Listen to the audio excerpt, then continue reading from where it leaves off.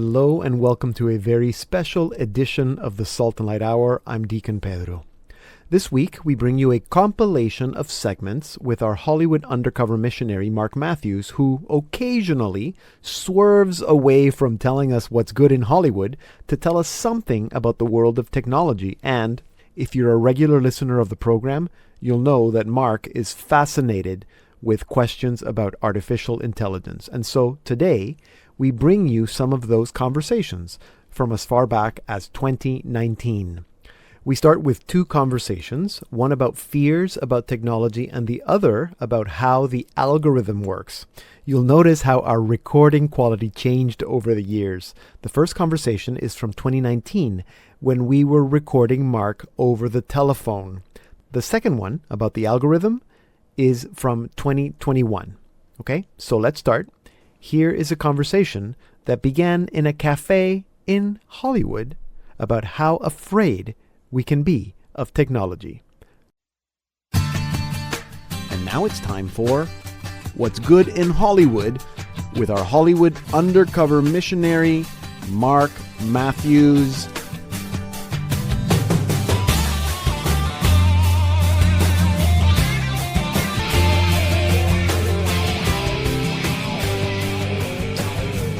Mark, welcome back to the program. Thank you. Hello, Pedro. It's very good. Pedro. It's very good. Always a pleasure to be here. Should we tell our listeners that it's very good to hear your voice, but we were together side by side in a restaurant in Hollywood not 2 weeks ago? Just not that long ago, and it was a pleasure to actually see you in person and not just hear your voice. It was good, and we solved all the world's problems, including all the technology that's going to take over the world, right? That's right. In fact, this whole idea for this discussion today comes out of our conversation about all the sort of crazy fears we have historically had about technology. Because I'm like that. I'm old and I'm afraid of new technology. So you have to ease my fears. So all you old people are like, oh, these young kids, all this dang-fangled technology, it's going to ruin the world. Yeah, that's exactly me. So there you go. Yeah, that was actually a recording today, folks, of what Pedro sounded like 2 weeks ago. So one of the most the oldest and perhaps the most famous and the strangest example of this is Plato lamenting the ability of youth to memorize stories and thoughts because of the proliferation of the written word. Wow. Yeah, can you believe that? He was lamenting basically the invention of writing. That's funny. Because he thought people won't be able to remember things anymore. Right. Or actually, to be a little bit more precise, what he was lamenting was that people wouldn't actually learn a subject and that they would just merely sort of read something and think that they knew it. Right.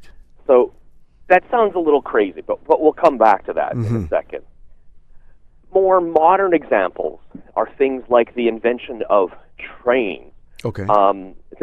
People at the time, this is I think roughly 1825, they thought, oh, they're going to be going so fast that their body will be ripped to shreds, and women's uteruses will fall out. What? And yeah, I know. You're just like, what? You've got to be kidding me. I mean, come on, that's ridiculous. That's funny. And there was even I think a case too of that even seeing something that went faster than 30 miles per hour, that your mind just couldn't handle it, and it would induce a form of hysteria or something like that. Yeah. Yeah. And the list goes on. President Benjamin Harris in the United States, he had the White House wired for electricity, but because he was too afraid of getting shocked, he wouldn't touch the switches. That's funny. And perhaps a few more prescient examples relating to communication is the invention of the telegraph and the telephone. Mm-hmm. So in 1889, Spectator magazine, they warned against the constant diffusion of statements in snippets because of the telegraph, and also noted the peculiar conversational abbreviations between telegraph operators. Yeah. Does that sound like anything you've heard of today? Oh, yeah, absolutely. Interesting. Yeah. Yeah, TBH, all these great little abbreviations that all the teeny boppers use, and Yeah. emoji and things like that. Wow. Even the telephone. The New York Times wrote a very ferocious attack against the basic invention of the telephone because of its invasion of privacy. Wow. One of the writers wrote, they said, "We will soon be nothing but transparent heaps of jelly to each other." Wow. Yeah. And so, I tell these to you, and we kind of go, oh, those old people, they're so silly. What do they know? We're so modern and so much smarter now. Mm-hmm. But what I want to point out is actually that there are some elements of truth in what they were saying. Mm-hmm. Given how much we respect Plato for everything else he said, I think it's doubtful that he was merely being sentimental, and maybe he actually did have a legitimate gripe. Yeah. And so even things like talking about trains moving too fast. Well, if you look at maybe a little bit of a slightly different example, just regular motor vehicles and cars, seatbelts were not that common. Mm-hmm. And it took roughly maybe 40, 50 years until we had seatbelt legislation in the late 1960s. Mm-hmm. And even today, what's one of the leading causes of death? It's motor vehicle accidents. Car crashes. Yeah. Yeah, exactly. Yeah, car crashes. So, you look at that and you go, oh, there actually is a lot of real truth to what they were saying. We've clearly judged that having cars is a lesser evil than perhaps the deaths from it, but we should look at both sides and have a very sober view. And I don't think we should immediately dismiss every one of those old concerns. Mm-hmm. And so the last thing I would point out, too, is, these concerns about the telephone and the telegraph, I had the opportunity to live with the Madonna House community. Okay. And they're essentially a lay apostolate of men, women, and priests that live together in community. I describe it to, sort of non-religious as kind of like a monastic community. Mm-hmm. And you live a life of true poverty, chastity, and obedience. And you don't have easy access to a phone or a computer there. Mm-hmm. And my experience there is like, what a wonderful thing that was. It was incredibly freeing. Yeah. And so you don't see sometimes how much of a slave we are to these modern communication methods, or even how much of an invasion of privacy they actually are. Like, why do we always feel the need to answer the phone or immediately reply to messages? Mm-hmm. So I guess maybe the two things to take away is that there are elements of truth to all these concerns in the past, but it's very difficult for us to sort of see the full picture until we've lived with this technology for a while. So I would say cautiously welcome it and try a wait-and-see approach, because they couldn't have predicted anything that would have been a proper response to these technologies. We have to wait and see what are the actual harms. Right. So new technology, embrace it. Let's try it out, and we'll figure it out, I suppose, as we go. Don't be a complete Luddite and dismiss it. Yeah, our grandchildren will figure it out. Exactly. Thank you. That's good. I'm actually interested in hearing more about this, so I hope that there's more to come. But we're going to speak to you. We're going to speak to you next week for our Christmas episode. So I hope that you have something good, Christmassy good, that's happening in Hollywood. Okay, there you go. Thank you for easing our fears about technology, Mark Matthews, our undercover Hollywood missionary. You can follow him at HU Missionary.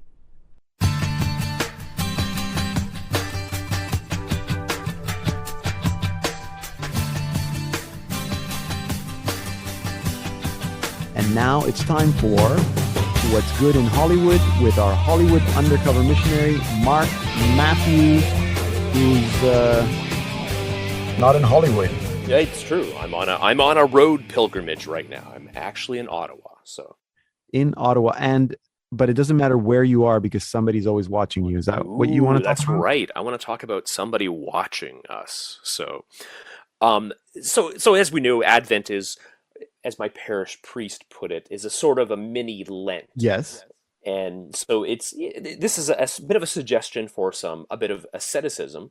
And my challenge to our listeners today is to browse the internet as though the Blessed Mother is watching you. Okay, good. I thought you were going to say to not browse the internet. No. We as Catholics, we embrace using good things, but with moderation. Okay. And actually, it's kind of a powerful concept, to think like, oh, would I be watching this if my mom or my wife or some other loved one, was in the room also looking at this? And we kind of have a tendency sometimes to let our eye linger on things that might be evil and might Mm-hmm. affect our soul. Mm-hmm. And as we know in Matthew 6:22, it says, your mobile screen is the lamp of the body. So if your mobile screen is healthy, your whole body will be full of light. Okay, so I think you're paraphrasing, Mark. That's not what my translation says. Really? That's not what your translation says? Your mobile screen. So do it. Read it again. I love it. The real translation says, your eye is the lamp of the body. So if your eye is healthy, your whole body will be full of light. Okay, So, I get yeah. it. I get it. So, and yeah, so this isn't honestly a new idea. I've heard, a lot of other people say this. But what I want to add today, my techie perspective, is that not only is, say, the Blessed Mother watching you, but the algorithm is watching you too. Okay. The recommendation algorithms. So recommendation algorithms don't actually just respond to things that we click like on, Mm. but they also respond to how much time we spend watching a video or simply even reading a posting. Right, right. So the more we watch something, it's actually promoting that, just the fact Yeah, that you're actually spending time reading something or watching something. exactly. And not just clicking the like button. And so tech companies kind of like regard this a lot of the time as like their secret sauce. How do they actually find out if you really are truly interested in something? How long do we rewatch a part of a video, or did we rewatch, a particular post or something like that? And Huh. and and yeah, the truth is we're oftentimes we're tempted to linger on something that's sinful. And I mean, sure, it could be lustful. We could be tend to linger on Yeah. that. But even if it's just like, inflammatory and it makes us angry, we're naturally sort of drawn to these things. So so I guess my suggestion, my point today is that if we don't linger on these things, if we behave like a virtuous person in all of our actions, especially in how we take in media in private, not only will we be helping our own soul, but we will be helping form the souls of others, because Hmm. the algorithms will see, oh, Pedro's not really interested in that article, or Mark's not really interested in that. And the algorithm will change its recommendations because of that. Interesting, interesting. So the people that think, and I know you know this because I don't know if you actually are the people writing algorithms for some company, but the people who say that it's like this conspiracy, the company Mm, is pushing these things, you're saying that that's really not how it works, that the fact that we're looking at things, and I'd say even sharing things, yes. means that those are the things that are going to get promoted, because the algorithm is just looking for who's looking, how many people are looking at this, and how much time are they spending looking at a particular thing. Absolutely. It's like recommendation algorithms 101 is they base it on what everyone else is doing. So That's that's where their crazy. primary data source So comes if from. we don't want to promote something, we shouldn't even click on it and open it and read it. Correct. Don't even watch it. Don't even watch Yeah, it. don't even Okay, watch that's it. Don't great even click on advice. the headline. And yeah, and I think what's kind of beautiful about that is it's all like that's also a great attitude to kind of foster, is Yep. that behavior of like, yeah, I'm not, I don't even let my eye look at evil things. What does, yeah, the Psalm 119, turn my eyes from looking at worthless things and give me life in your Yeah, ways. that's it. It's custody of the eyes. Yeah. Yeah, yeah, it's really interesting. Data is very powerful. I was talking to someone who used to work for a credit card company, and he said that they could reliably predict divorces 6 months before they happen just by looking at spending Oh patterns. my gosh. Isn't that Wow. crazy? That is fascinating. Yeah, and he said, yeah, there were ways to like look at the data and figure out kind of like where people were kind of headed. And data says a lot about who we are. Interesting. Interesting. And And sorry, and I was sorry, but in this case, you're saying there aren't real people actually looking at the data necessarily. correct, It's just no, all happening it, automatically because it can. yes. It's a dumb algorithm, so to speak, that says, I'm just going to keep recommending what other people are watching. And so and how they kind of like determine that, like, is the like button, is it how much time they watch something, that's where, the algorithm sort of comes into it. But it's just looking at like what media are people consuming and finding interested. Okay, so this is what we're going to do. Everybody listening right now is going to make sure that they subscribe to the Salt and Light Hour, make sure that they Yes. download all the episodes and listen to them, like and 10 listen to times, this segment and play it over and over again, and share it with all your friends, and then see if the algorithm picks up on that, and then the show gets promoted. Yes? Amen. Exactly. So what you want to do. That's how it works. All right. This is, good advice, good education for people to understand how the algorithms work. Yeah. And I love the fact that you said it's a dumb algorithm, because it's not a complicated, it's not like artificial intelligence, like it's just very basic. Yeah. And, but it's also a good practice for Advent. And as we move out of Advent to practice custody of the eyes, why are you looking at that if it's not making you better? Yes.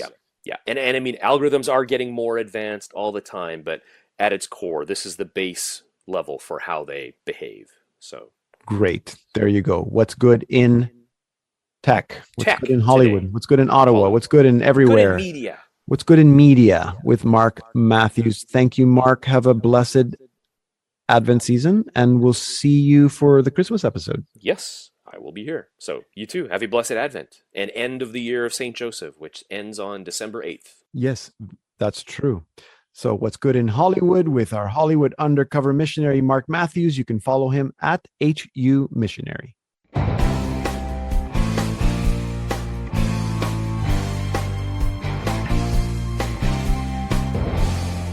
This is a special edition of the Salt and Light Hour featuring some of our best conversations on technology and artificial intelligence with our Hollywood Undercover Missionary, Mark Matthews. I'm Deacon Pedro. And yes, this is a good time to remind you that you can get more people to find this program, the Salt and Light Hour, if you like it, if you subscribe to our podcast wherever you get your podcasts and give us a good review and lots of stars. That's how the algorithm works. Coming up, a conversation about synthetic media and one about chatbots. And now it's time for What's Good in Hollywood with our Hollywood Undercover Missionary, Mark Matthews, who's going to tell us today about synthetic media. Is that correct? That is correct. Synthetic media, artificial intelligence generated art, whatever you want to call it. It's I want to talk about some amazing new AI tech that has kind of set the world on fire. Have you heard about anything about this yet? I have. In fact, we've used it here at work. I shouldn't be, I don't know if I should be admitting to that. Guilty as charged. So this is artificial intelligence technology that basically it does your work for you. You type in a description of what you want, maybe kittens having an epic lightsaber battle with Darth Vader, or an armchair in the shape of an avocado, and boom, it will generate an image of exactly what you asked for. Yeah. And not just one, but multiple images of it. It is not searching for images of those things. It is not piecing them together from existing images.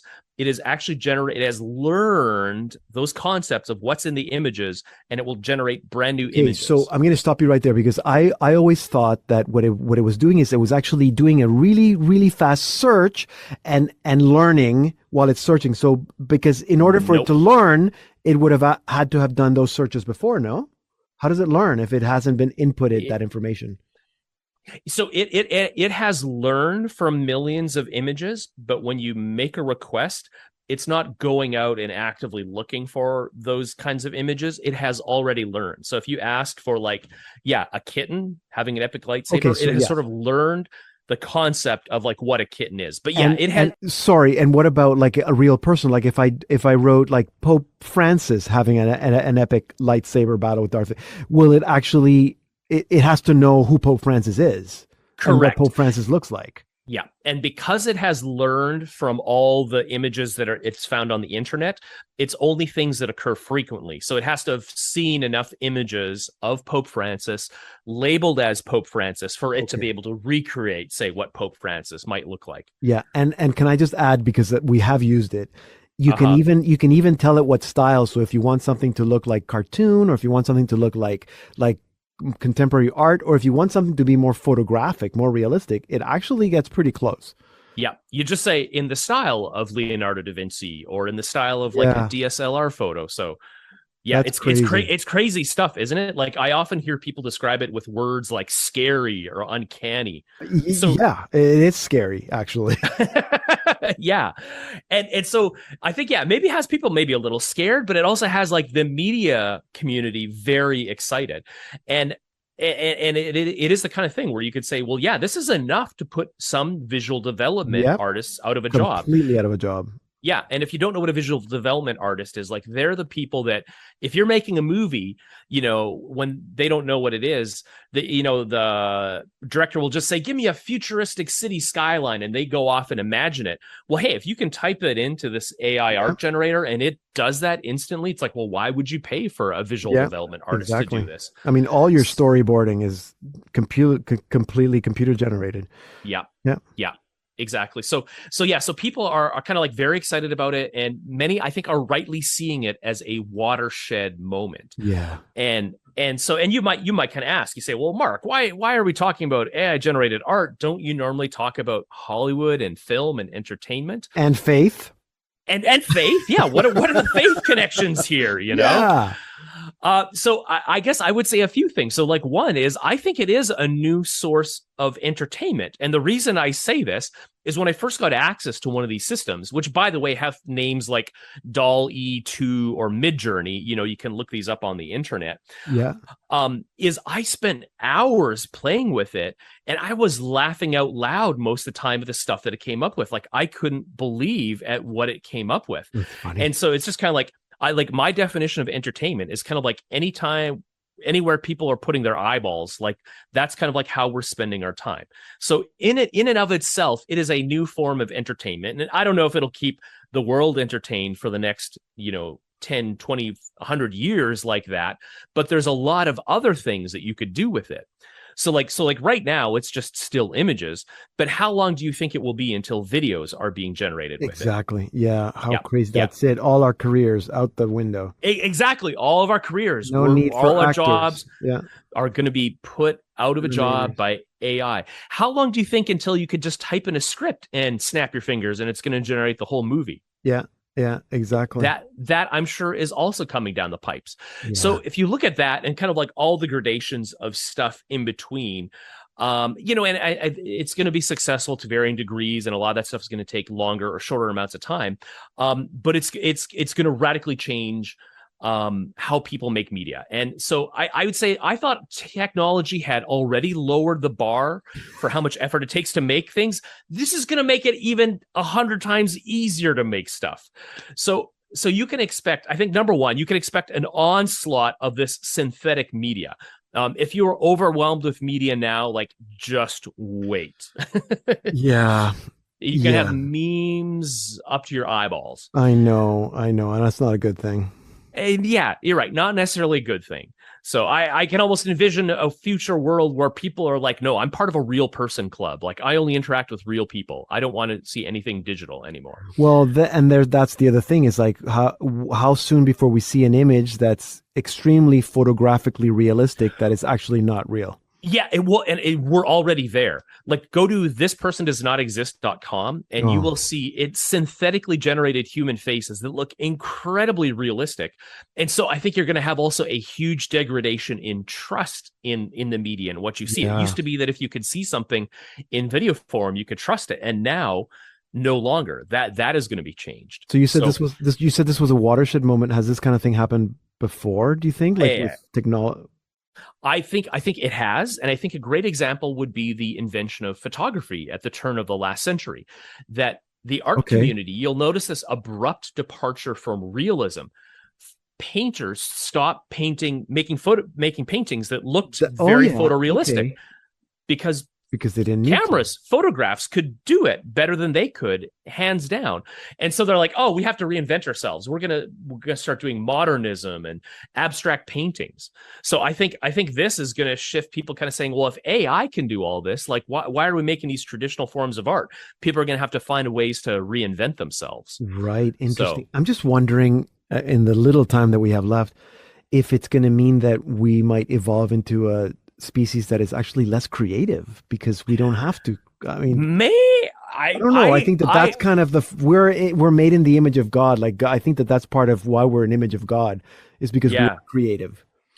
It's interesting too. Like, I think the other thing I kind of worry about a little bit is that I think this is going to erode some of the things that we thought were exclusive to humans, such as creating art. And G.K. Chesterton said art is the signature of man. And so people are going to go like, oh my goodness, I thought only we could make art. Like, looks incredibly realistic. I think actually, if you look closely at what Chesterton said, is basically spontaneous creation of art is what makes man unique. And this AI has only learned from millions of human beings. So it's not really replacing us, but it's going to force us to have those kinds of conversations. Yeah, absolutely. Like, you could even argue that it's really not even creative because it's very imitative. I'd say it may be borderlines on things that seem like creativity, but it's really not truly genuinely creative in the same way that humans are. So. Wow. Fascinating. Interesting conversation. Synthetic media. Okay. So if people have had experiences with synthetic media, write to us. Let us know what your thoughts are on this craziness. The robots are taking over. Thank you, Mark. Crazy, Thank you, Mark, crazy new world out there. Brave new world. There you go. What's good in artificial intelligence? What's maybe good? AI, tech, synthetic media, Hollywood, film of Hollywood the future. Media with Mark Matthews, our Hollywood Undercover Missionary. Thank you, Mark. It's good to see you. As always, you too. You can follow Mark at HU Missionary.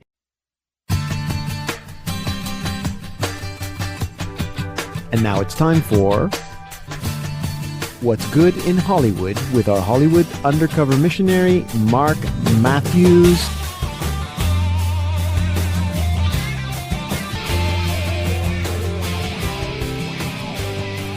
Hello, Pedro. Mark, welcome back. I was just reading that line, "What's good in Hollywood," and I saw "What's God in Hollywood." What's God? That would be a good title for you. That is kind of what we talk about. Yeah, what's God in Hollywood? What is God doing? Who do people see God as in Hollywood? So exactly. And now we don't. Who needs God? Because we have artificial intelligence. We got AI chatbots. They will fulfill all of our questions, needs, desires, and take over the world and enslave us all. No, all of our questions. I don't think so. I'm sure that we can find a question that the AI chatbot cannot answer. Well, here's the surprising thing. They're actually surprisingly good at answering questions about a Catholic apologetics. Oh, really? Yeah. So, like, can you explain, can I say, can you explain, excommunication? Yeah. Oh, yeah, totally could. It could give me the differences between Protestants and Catholics, sola scriptura, all that kind of stuff. So, okay, so how does that work? How does it work? That's a great question. So that's actually what I want to talk about today. So you've probably seen, the website everyone's talking about is ChatGPT. Yeah. And this is research that has been in labs for the last few years. So those of us who work with it, such as myself, I'm an AI researcher. I work more in computer graphics side, but I know all about vision models. Yeah. We've seen this stuff coming for a long time, but this is the first time the public has getting their hands on it. And now everyone's going, "Oh my goodness, this is going to change everything." Yeah. And so it's funny. Other technological trends, we talked about NFTs before. I was like, this is just hype, don't believe the hype.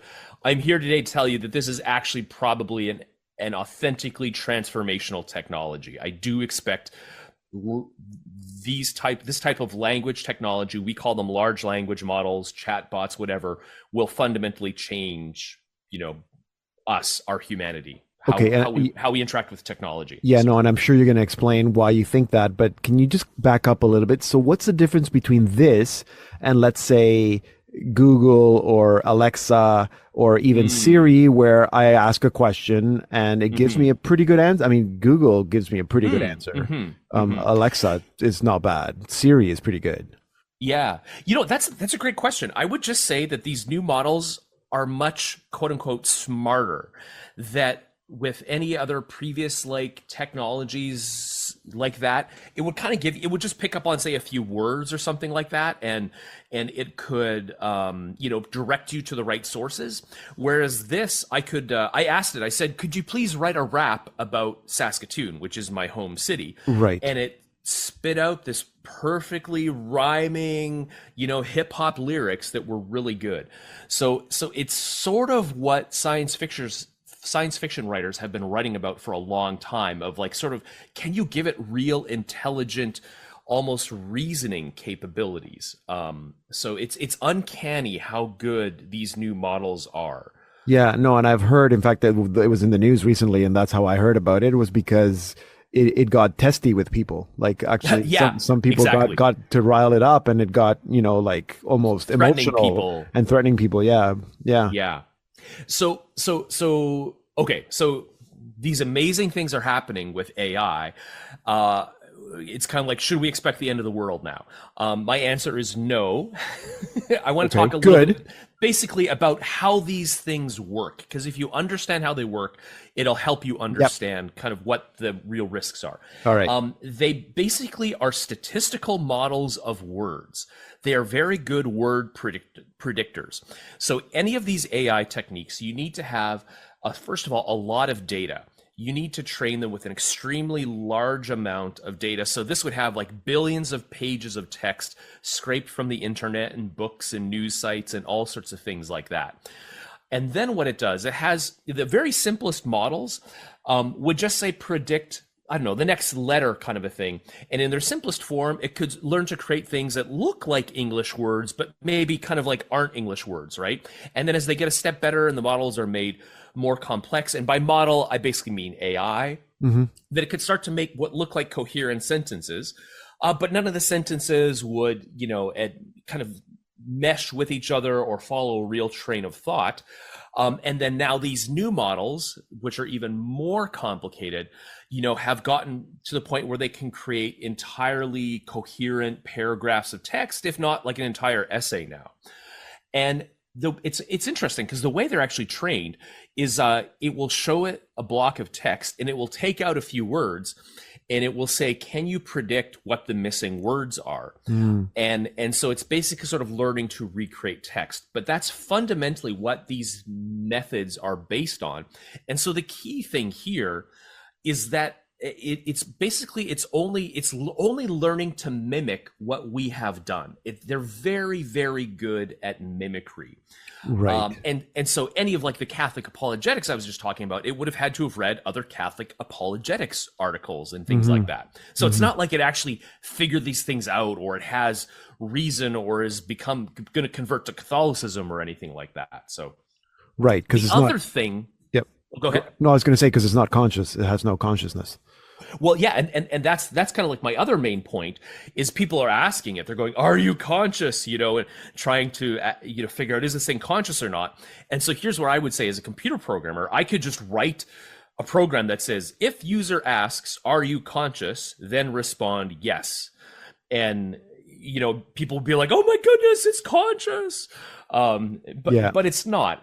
And so this is kind of like where we really have to dig a little bit deeper and ask ourselves, well, what does it actually mean to be conscious? How do you actually define this? And this is a question philosophers have been asking for thousands of years. Yeah. And we still don't really have a good answer for it. So, on the other hand, that's not going to stop us from getting fooled by it. And I would say distracted by it, that I think that I'm sure there will be many, many, many new applications of this technology and markets. But one of the ways it will be marketed, I'm sure, is as a virtual friend. Like you could almost start having a conversation with this. And so we crave social interaction and a sense of belonging. But then as technology continues to evolve, we might find ourselves increasingly relying on it to fulfill those needs, sort of becoming a saccharine sort of substitute. So that's something I think we need to watch out for. So Interesting. But at this point, it's just you type it and it gives you a written response. It doesn't actually speak out like Alexa or Siri, no. right? I mean that's not too hard to add. To It'll like come. put in speech recognition, but Yeah. it won't be too long. But my main point is it's just sort of like a tool. It's a force multiplier at this point. It's a very powerful tool. Could be used in a lot of good ways and bad ways too. Yep. But as a society, we're coming to grips with it. So. Yeah, I've heard the concern about students using it to write essays and stuff, and I'm sure that the universities will figure out a quick way to identify to whether catch it. was Actually, it's surprisingly difficult. And believe it or not, I used ChatGPT to write one line of what I talked about today. So I'll leave that to our listeners to figure out which line that was. Ooh. Okay, I wonder if it can learn to write code so it can program itself. Ooh, and then it'll become smarter, and then the singularity will come.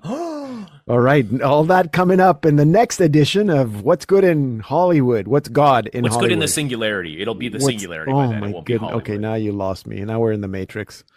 Yeah. All right. Well, so that is what's good today. It is ultimately a good. It's a technology that is fundamentally neutral that can be used for good. Can be used for good. Okay, but at least it can help you with your Catholic apologetics. Okay, so thank you, Mark. Thank you. You're very welcome. Thank you for having me. What's good in Hollywood? What's good in singularity? With Mark Matthews, our undercover Hollywood missionary. You can follow him at HU Missionary.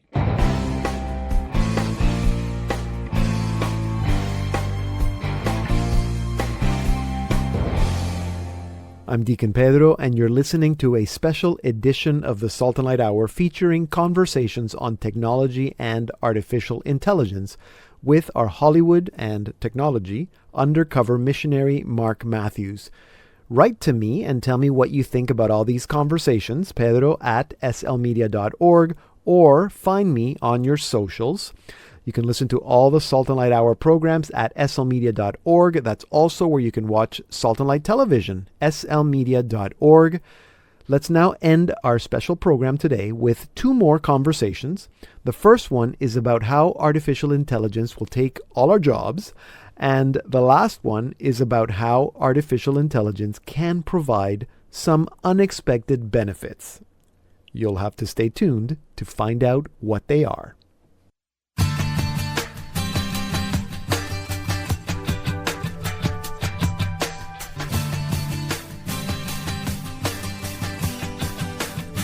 And now it's time for What's Good in Hollywood with our Hollywood undercover missionary, Mark Matthews, who's got some good news about AI and joblessness. Joblessness? Yeah, isn't that kind of a weird thing? Believe it or not, I'm calling it careerlessness. Okay. And there actually is some good in careerlessness. Believe it or not. It's a little bit weird, but we're going to dissect it a little bit. Yeah. Yeah, tell us. So I recently gave a talk about how AI is going to change the entertainment industry, which I've talked about on this program before. And someone in my audience was like, well, hey, I've got a friend who's a voiceover artist and she's going to be out of a job soon because of this. Yeah. Like, what does she do? And I was kind of like, well, I'm sorry, I have no good answer for you. You know, like, hey, the world changes. You know, almost like, you know, suck it up, buttercup. You know, like, I can't help you. Oh. So, yeah. And so, of course, I was talking with friends afterwards, and they're kind of like, Mark, you know, like, look, there has to be a part 2 to this talk. Like, how do we as Catholics manage, you know, change like this? And it's kind of like, I'm like, yeah, you're right. This is a huge topic, and it deserves a presentation all to its own. It deserves an answer. Yeah. And so would the Catholic Church have something to say about how we shouldn't be? You have kind of spoken about this a little bit before, that we shouldn't be attached to careers or jobs. Is that where you're going? Yeah. That's kind of it. And so, like, I'm no expert on Catholic social teaching, but, you know, I've read through some of the documents on this, and it's really interesting. So, like, the Catholic Church, you know, has lots to say, you know, about it should be the person first, you know, the goods that we produce, and you should always be secondary. You can't go too far to either, like, you know, socialism or fascism. You know, that there's a dignity to work that we should embrace. it also says, that, hey, we're allowed to have, unions and Mm-hmm. trade negotiations. Mm-hmm. And that they say everyone has the right of economic initiative. So basically, we should all, kind of be able to find work. But I have never heard anything and could not find anything that says that we are guaranteed a particular career. And so that's kind of the interesting point here. Uh-huh. Yeah. And so if you think about it, there's no guarantee that a baker is always going to have a job as a baker. And kind of the foundational reason for this is ultimately freedom. And this is kind of actually the good in it. If you think about it, what a job is basically it's an activity that another person thinks is valuable. So, I don't know, you're a baker, you decide to sell bread, kind of a thing. Well, the other person is free to say, well, you know what? I don't want bread today. I want, I don't know, a salami or something like that. And so that's the flip side of it, that we as people are always given the freedom to sort of choose, essentially where we want to put our money. And because of that, we're never ultimately always guaranteed a particular career. And so, and even like Laborum Exercens, says society, according to circumstances, should help citizens find work and employment. So that kind of means like, yeah, we'll help people find new jobs. But as the world changes, it's kind of like this is something that we have to accept. Yeah. And so to put our ultimate security in a particular job or career is a mistake, actually. Yeah, this is fascinating. I'm kind of like, I'm just wondering what is good about that. Well, and it's true. Like, I think if you are, it never feels good to get laid off, and I'm kind of writing this, with a number of friends who have all been laid off recently. But I think so there's a couple good takeaways here. So, one is like you have to realize like this is ultimately freedom at its core, freedom on the other side.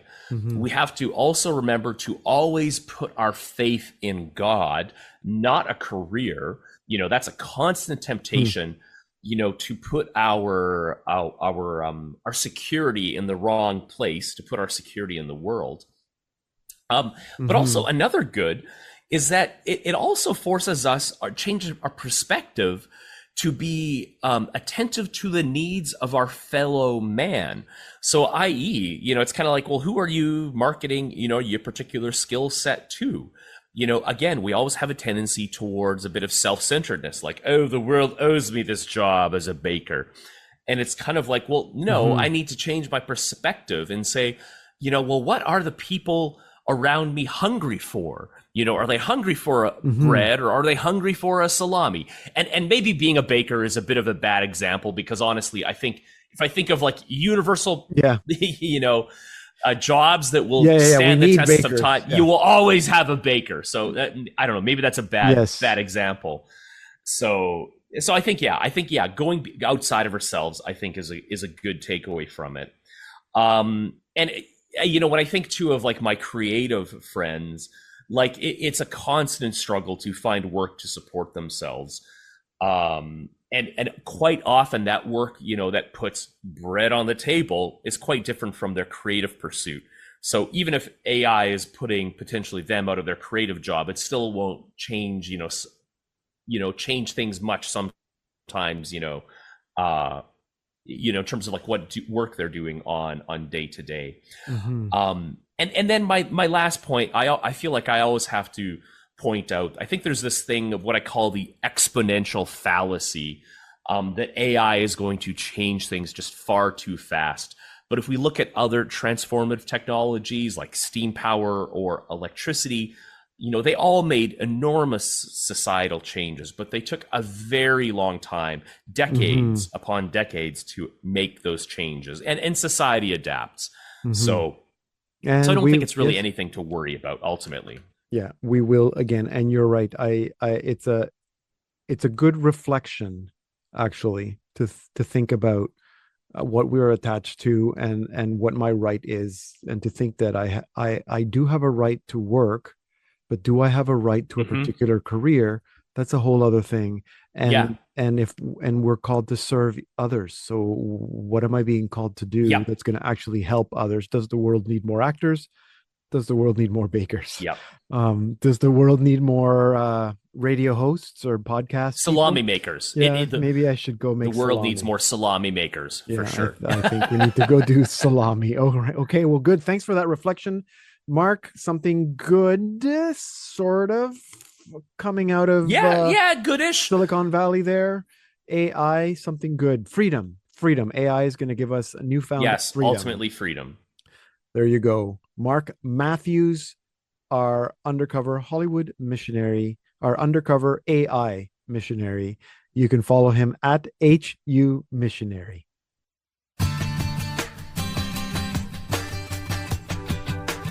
And now it's time for What's Good in Hollywood with our Hollywood Undercover Missionary,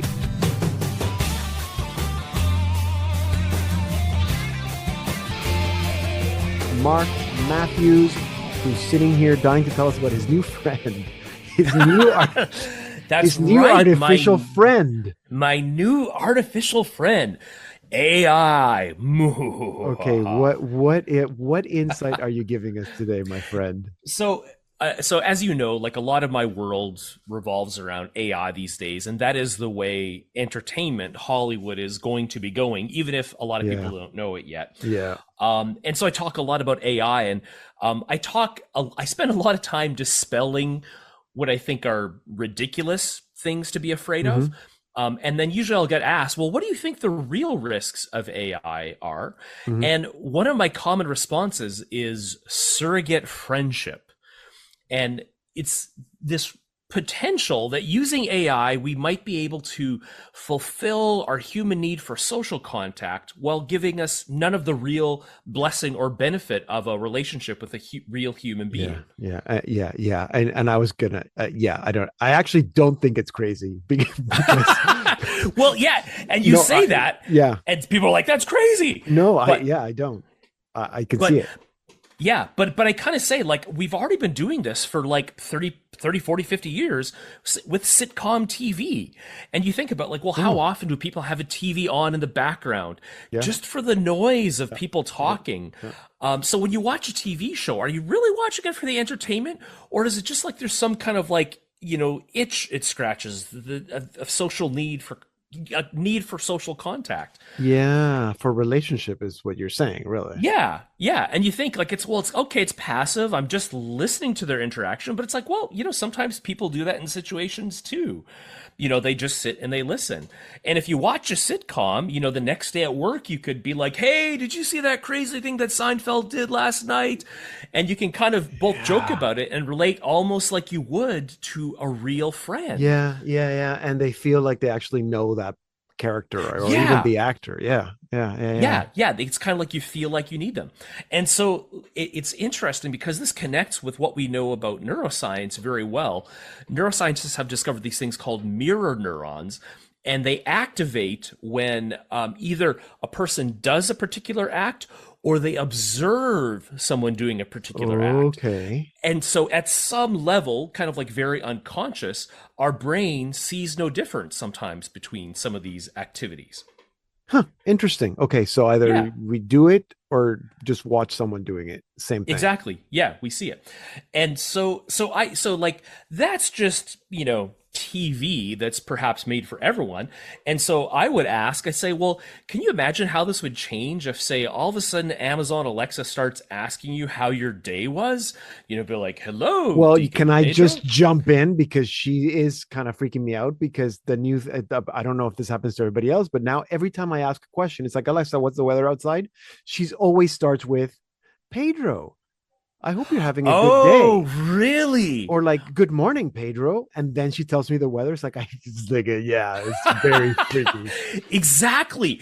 And it's funny because like Yeah. I think people who are creating the media, who are creating AI, they know this. They want you to have that Yeah. social connection with it. And so that's just the tip of the iceberg. Yeah. I think AI is going to open the door to all sorts of extreme personalization of media. If you didn't see it, a week or two ago, OpenAI released something called Sora, which is their latest video generation system. So you just Oh my type in a prompt, gosh. I want a woman walking through the streets of Tokyo, and poof, instant, high definition, well, not instant, but Yeah. very high quality, high definition video. And it had everyone really excited, and some people not so excited. Tyler Perry canceled an $800 million expansion he was planning for his studio when he saw Sora. He's just like, oh, it's going to change everything. And so I've been talking with all my old, visual effects buddies, going, time to look for a new job. Oh my gosh. Yeah, absolutely. So, okay. Yeah. So just can you imagine? So things that we thought would be science fiction are very quickly becoming science fact. And Hmm. so I think these technologies will just have the ability to supercharge this surrogate socialization. What if it's not just a sitcom, but it's a sitcom with people that you know in it? Hmm. They're putting, I don't know, your mom or your dad in it. Or what if what if Amazon Alexa starts listening to everything going on in your home? And then she's like, hey, I made a sitcom about your life. And it could, Yeah, you could that would watch be us at the end of the day. yeah, no. Yeah. Very But, scary. Yeah. Okay. Yeah. this is crazy. This is really the way things are going. And I'm a pretty rational, I don't know, maybe pessimist when it sometimes comes to some of these technologies, but all these things will be very possible. Yeah, but to your original point about having a surrogate friend, Hmm. I think it doesn't even need to get to that point because you just need someone to talk to, or someone to listen to you, right? Or Yeah. Yeah. something to listen to you. Yeah. Yeah, that's true. Yeah. So it doesn't even need to get to anything that extreme. It could just be, Alexa going, oh, yeah. Mm-hmm. Oh, yeah. Tell me more. Uh-huh. Yeah. Or Uh, I arrive at home and it knows that I've arrived and it knows where I came from. How was your day mhm. at work? Yeah, And yeah, exactly. Oh, you yeah, took the day off. Oh, I see you stopped by the bar yeah, on the way home. Do yes. you have a problem? Yeah, that would be, So, and I think the reason this has me worried is that there's unfortunately a very human tendency that we have to go towards the substitute and not the real thing. mm, It's just that we don't want to face the reality of real life. We don't want to deal with real people, with real demands and real problems. And if you really dig into the spiritual, well, why can't we do this? It goes right back to the fall of Adam and Eve. The man and the wife hid themselves from the Lord God among the trees of the garden. It says in Genesis 3. It's just our natural reaction. We want to hide. We're like a child that mm, covers our face before something scary. mhm. So, it's kind of like, well, sounds a little bit doom and gloom. What do we do? What's our response to this? And my main purpose today is just to be aware of this phenomena, is just see it in yourself and see that, oh, when I'm consuming media, it might be trying to satisfy this need, this real need that I have for socialization. So Mhm. maybe I shouldn't do so much of that. Good thing to do during Lent. Go and seek out a real human relationship. And then just practice classic, Catholic human virtue, in terms of being, Yeah. that's, what we get from a real relationship. Yeah. Being really present to that other person, learning how to communicate intelligently. Hmm. Wow. Okay. Yes. I'm gonna have to think about this, but I do see the parallels with just television or listening to a podcast. You feel like you know the Hmm. person, you have a Yeah. relationship, and it's because we are built for relationship. Um, Even us, even you and me, I'm sure our listeners feel like they know us. it is. Yeah, I actually agree. I think that Yeah. that's true, and we'd love to get to know our listeners, but It's true. We that's would. not always possible. Um, Yeah. but yeah, and I said this in the opening commentary to the program. that we're built for relationship. So we long for relationship. And so this idea that you just said, that we tend to gravitate to the substitute rather to the real thing, that is concerning.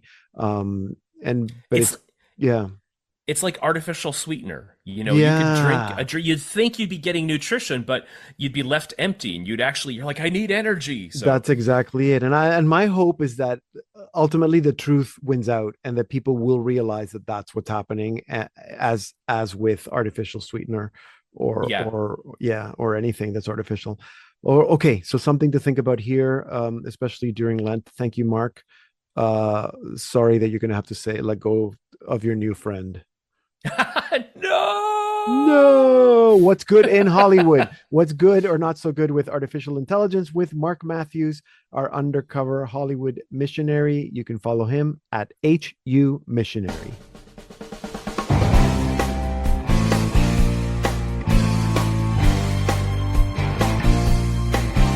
That's it for our program today. I hope that these conversations have been interesting and useful to you as we adjust to a very new world with all these things artificial.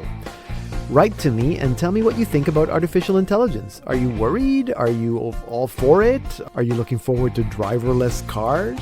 Write to me, Pedro at slmedia.org. Thank you to Mark Matthews for helping us with our program each month, for always giving us something to think about and reminding us that there is something good about technology and always good things happening in Hollywood and in the world of tech and media. Today's segments were a compilation of some of our best What's Good in Hollywood segments with our undercover missionary Mark Matthews. They were recorded between 2019 and 2024. You can listen to all What's Good in Hollywood segments by browsing through our archive of programs at slmedia.org/podcast or wherever you get your podcasts. The Salt and Light Hour is a ministry of Salt and Light Media in Canada. Remember that we cannot do our work without your support. And so we thank you for your generous donations. Visit our website, again, slmedia.org, to find out how you can support our ministry. And at that same website, slmedia.org, you can subscribe to our television channel, Salt and Light TV, where you can watch all our programs streaming live or on demand. Okay? Go to slmedia.org/plus to find out how to subscribe. Thank you for being with us today. I'm Deacon Pedro, and this has been a special edition of the Salt and Light Hour.